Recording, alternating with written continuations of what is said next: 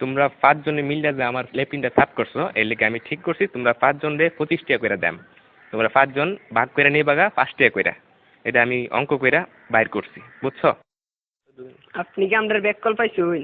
আমরা 5 জনে কাম করছি, যদি আপনি 25 টাকা হয় তাহলে আপনারা 5 টাকা করে না, আমরা 14 টাকা করে দেন লাগবো। আপনি এটা কিতা কই? না না, ভুল কইতাছো তোমরা, বুঝছি তোমরা অঙ্ক কইরা বুঝাইতে হবে। আয়ো ব্ল্যাকবোর্ড তোমরা দেখাইতাছি। দেখো আমি কি লিখি, এই হইলো 25। 25-এ 5 দিয়ে ভাগ করলে 5 টাকা থাকে। 25 2 এর মধ্যে যা না, কিন্তু 25-এর মধ্যে যা। 25-এ 5 দিয়ে ভাগ করলে থাকে 5। এসব উল্টা পাল্টা ওইসব আপনি কইতে দিচ্ছেন, আমারটা দেন আপনি। চাইনি আমরা 5।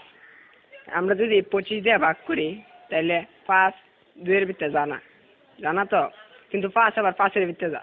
5 1 5 তাই 0 কাটতে লামাইলাম 2। দেখুন আমরা জানি 4 5 20, তাই 4 এর 5 20, তাই ভাগফল 14, তাই আমরা 14 টাকা করে দেব। এইসব আদা সুদা কথা করতে শুনছো, আমরা তোমার গুণ করে দেয়া দিয়েছি। এই দেখো এটা হচ্ছে 5, 5-এ 5 দিয়ে গুণ করলে হয় 25, বুঝতে পারছো? এটা আজাইরা বাজাইরা আপনি কি সব করতেছেন?